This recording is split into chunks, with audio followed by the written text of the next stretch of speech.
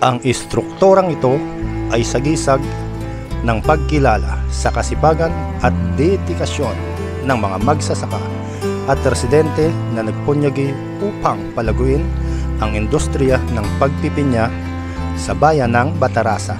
Tanda ng pagpupugay ng mga nasa itaas, inihahandog ng Coral Bay Nickel Corporation o CBNC ang istrukturang ito sa pakikipagtulungan ng Barangay Bulalakaw at bayan ng Batarasa ng taong 2018,